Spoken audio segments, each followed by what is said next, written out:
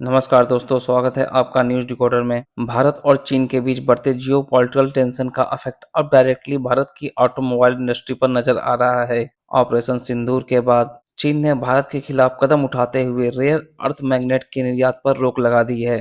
इन magnets का उपयोग electrical vehicle के साथ साथ ट्रेडिशनल कार के पावर विंडो, ऑडियो सिस्टम और अन्य इलेक्ट्रॉनिक इक्विपमेंट के निर्माण में किया जाता है। ऐसे में चीन द्वारा लगाए गए प्रतिबंध के कारण भारत में वाहनों का उत्पादन ठप होने का खतरा पैदा हो गया है। चीन, जो ग्लोबली रेयर अर्थ मैग्नेट्स के 90% से अधिक उत्पादन पर नियंत्रण रखता है, उसने अप्रैल में अमेरिका द्वारा लगाए गए टैक्स के जवाब में इस निर्यात पर प्रतिबंध लगा दिया। हालांकि चीन ने यह भी दावा किया है कि यह निर्णय उसकी राष्ट्रीय सुरक्षा और हितों की रक्षा के लिए लिया गया है। ऑटो इंडस्ट्री के एक्सपर्ट और अधिकारियों ने चेतावनी दी है कि मई के अंत तक भारतीय कंपनियों का स्टॉक खत्म हो जाएगा और इससे प्रोडक्शन रुक सकता है।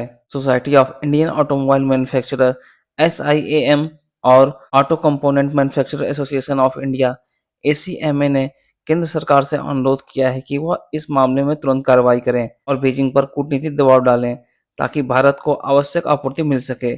SIAM ने मई में वाणिज्य मंत्रालय को एक दस्तावेज सौंपा जिसमें कहा गया था कि यदि स्थिति में सुधार नहीं हुआ तो जून से उत्पादन ठप हो जाएगा।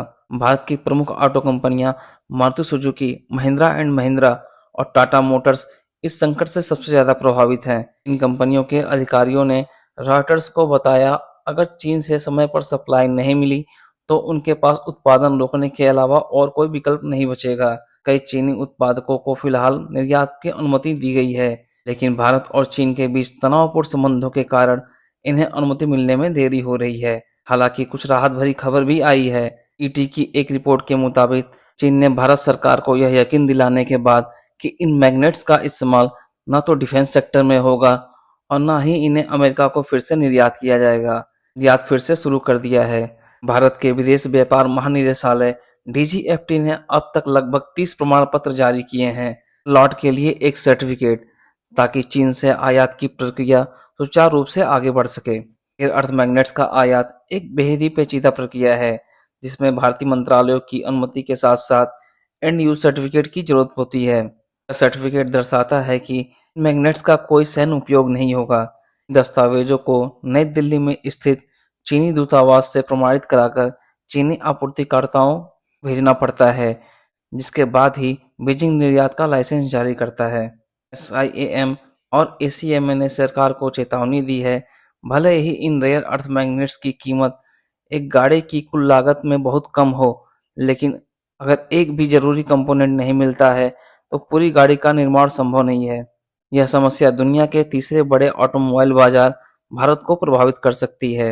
अप्रैल 2025 में इनका अस्थायी मैग्नेट का निर्यात 51% घटकर 2626 टन रह गया, जो इस प्रतिबंध के बाद का पहला आंकड़ा था। भारत ने 2023-24 में कुल 460 टन रेयर अर्थ मैग्नेट्स का आयात किए थे, जिनमें से ज्यादातर चीन से आए थे।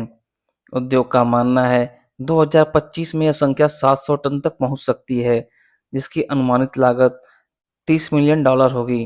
वर्तमान स्थिति में भारत सरकार को 2 स्तरों पर योजना बनानी होगी। पहला, तुरंत समस्या का समाधान, और दूसरा, दीर्घकालिक आत्मनिर्भरता। तत्काल राहत के लिए सरकार को चीन के साथ कूटनीतिक स्तर पर बातचीत कर सप्लाई चेन को बनाए रखना होगा।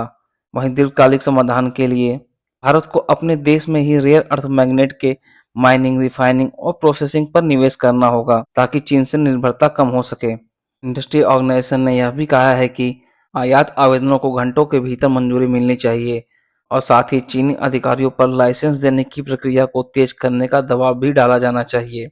रेयर अर्थ मैग्नेट से जुड़ा यह संकट भारत की तकनीकी और औद्योगिक आत्मनिर्भरता के लिए एक चेतावनी है।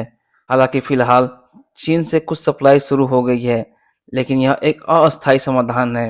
भारत को जल्द से जल्द रणनीतिक संसाधनों से निर्भरता दिशा में एक गंभीर कदम उठाने की आवश्यकता है, अन्यथा इस तरह के जियोपॉलिटिकल टेंशन फ्यूचर में बार बार इंडस्ट्रियल क्राइसिस पैदा कर सकते हैं।